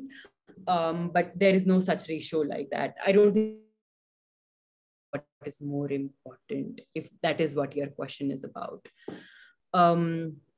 Do fellowships like LAMP or Teach for India make for good work experience? I think they do, yeah. I think both LAMP and Teach for India make for work experience, but you again might want to check with the team. Can you talk more about it, Vive, in terms of how much it added to your master's application? How do you chart your professional life? Good countries for these programs. Again, the last bit of it is Germany, France, Geneva, etc. Good countries for these programs. You might want to research why. So for instance, I wanted to apply to NUS in Singapore, and then somebody told me NUS is a good way for you to segue into the Asian Development Bank. And a lot of people who go to Singapore to study public policy go to Asian Development Bank. And for me, that's not what I wanted to do. And then I wasn't very keen on going to Singapore as a location, so I did not choose on that. So you might want to weigh these options for different countries. Though Sciences Po is like a good school, and a lot of people do actually prefer that, or even Hertie for that matter, but might be useful to connect to those alumnus. Can you talk about YF in terms of how it added to my master's application? So a lot of US and UK schools actually don't consider YF as a master's program. So it's not like you're given a master's stamp or something, but definitely in terms of like networks, in terms of understanding that these policy schools exist, that I can apply to it, that I could be a competitive candidate. YF definitely did help me in that reflection or like a personal development part. In terms of like something on my CV or something, maybe it makes a difference, but I don't think it's something that alone will make your application stand out. I think perhaps in my case, it was my work experience and how my work experience connected to what I wanted to do in future. That probably was the strongest part in my application. I'll just take some of them like head on. Universities usually do not waive off IELTS and TOEFL requirements. You can write to them and confirm it with them. They usually don't. What is the timeline you look at end to end from, let's say, early applications from scholarships to the end? Like once you start writing your essays, maybe June, July, you start preparing for essay for GRE, maybe March, April, and then the applications mostly go in by December and all applications are over, and then scholarships, then you get a free month of 2 months, which is January and February, and then scholarships basically start in March, April, and then it's just hectic time for scholarships and finalizing the offers. Then submit all references from teachers, like Rhodes needs. No, if a school asks you to submit references, please don't submit all of them from professors. They very explicitly state that we want 2 professional, 1 academic, or write to the admissions committee. One resounding advice we've got from everyone and we want to give to you is write to admissions committee if you're ever confused about anything. Samia, you can take Samia. I just want to comment on the Khushi bit. The Khushi Jan has mentioned this question. Actually, for roads, because roads is like, it requires you to be like under 25 or something. And if you've only studied till then, I think most of the road scholars end up submitting more number of academic references than professional references. So in case you're applying with less professional experience and you have more academic or you have a master's or something, then it might actually be okay. So it's always good to connect with the team. I think more than us, they're the ones who can tell you if it's okay to have 3 references from a teacher. I don't think that should be an issue unless your work experience is a key part of your application, and the school also is a little bit focused on work experience. What do you think about policy schools? I think this part is a bit more covered. If the policy schools offer career opportunities or... Sorry, yeah. I have a direct message. Someone just wants me to address one question quickly before they run out. Sorry, they need to drop out. So I'll just do that one first. Yeah, sure. Please go ahead. So there's one question: how do data science and public policy courses compare to traditional public policy courses? So the thing is, there are a couple of courses in data science and public policy. One good thing about them is that they are STEM programs. So they give you that 3-year leeway. And another thing is data is getting big day by day. So if you do see yourself like working in data science and public policy, these are pretty good programs. I know, for instance, Stanford probably has one, Penn State has one. I think Washington University also has one. But fewer people from India, I see fewer people from India in those programs. So I think it might be better that you talk to someone, reach out to their admissions committee or people on LinkedIn who you see are in these programs, and then reach out to them. Are these schools that you would recommend for those with more of a research inclination? I won't really say always a research inclination, because places like Amazon, places like Google, places like, health startups and all, they do hire data analysts and, data teams. So you could really envision yourself working in one of those data teams and leading the work in those data teams. It's just like what you make out of that degree. So it's not just research, but definitely if you want to get into PhD, these degrees are pretty good. You could just get strong LORs and then get into the PhD programs also. Sorry, Samia, just go ahead with whichever one first. Before, I'm so sorry to interrupt both Samia and Smriti. I think let's take the last couple of questions. We've really overshot time, and we'd love to wind up once the last couple of questions are kind of answered. I think there are just few more questions, and some of these we might actually not be able to answer. So there is a question around the LLM bit. Does it count as work experience? And I think I think it might be useful to connect to somebody who has. You might actually find a lot of lawyers who have moved into public policy. So you should connect with them and maybe they'll help you. So, but definitely legal researcher does count as work experience. It does count. So, and it's not necessary that you always need to have worked in public policy roles, but in just some way, if you're really, the one thing that you definitely look for is public service. Was your your work in your profession was some way related to public service? If it was, a pretty good way to talk about it. Again, I think with this question, you can go to the admissions committee. They'll be happy to answer. And again, anonymize. If you get rejected in one cycle, does that impact your application? I don't think, but if you get rejected in one cycle, while you're applying for the next cycle, you have to make sure that, if there's something new that you've learned. I mean, see, if your application has gotten rejected, then you need to kind of assess your application and understand what went wrong, or what is something that needs to be improved. And if and only you're improving on that thing, you can actually, the application cycle will work for you. So for in this case, I would recommend submitting your application package to somebody who knows your profile, or has a similar profile like yours, or has known your journey, or has been your professional mentor or something, because they might actually help you understand what is it that your profile may need, or what might have not worked. If there is no work experience, I think this is the last question that we'll take. And if there are more questions, I think I can just leave my email ID here, and you can reach out there. I'll take the question in the meanwhile. If there's no work experience, what are some ways to make our profile look better? Internships, maybe side research gigs, like you're kind of working on your own research thing, assisting a professor. Maybe that's that. But I usually advise against applying without experience. Yeah, I think we have one more last question if you want to take it. I think it's more PhD. So what are the outcomes for a PhD in public policy other than academic compared to an MPP? Does a PhD in public policy give access to spaces that... Oh, definitely. So what it does is the only place that a PhD in public policy give you access to that an MPP cannot is academia. Apart from that, both of them will get you where you want to be. It's just that public policy PhD will take a lot of years. But if you really want to be in academia, then yes, go ahead for a PhD in public policy. A lot of PhDs also come back to the industry. Some of them work at the bank. Some of them also go on to work with, tech giants. So none of those options close. There are options that are available to both, so that academia becomes available to you if you have a PhD in public policy. All right. Yeah, that's that. Yeah. I don't think we can take that question. Yeah, I think it's, I think. We don't even know the answer to this question. Okay. Thank you both, Samia and Smriti, for really going out of your way to answer everybody's questions and also giving such an insightful presentation. I'm sure everybody, including me, had a lot to take away for this process. And while it might be intimidating, it's always good to know that somebody's been through it and has generated such a wealth of knowledge that they can pass on. So really thank you a big thank you to both of you for taking out the time to do this session, for really extending over and above to answer everybody's queries.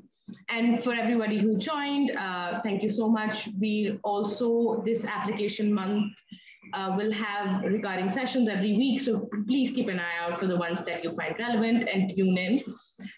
The recording of this session will also be made available. So don't worry if you've missed out on some bits. Thank you, everyone. I just have one point to mention. I'm sorry, I forgot that. I'm just putting the name in the chat box. So if any one of you, I was a part of this mentorship program for policy applications, school applications, equity in policy education. If any of you is a Bhujan student, please just Google them and apply. They take in mentees, they take in people who are applying to policy schools, and then they match them with a mentor. I had a mentor, I'm a Bhujan student, so I benefited immensely from their program. So, but only Bhujan students, so yes. Okay. So that's great. Thank you, everyone, and have a great weekend. And thank you so much for tuning in. Thank you. Thanks.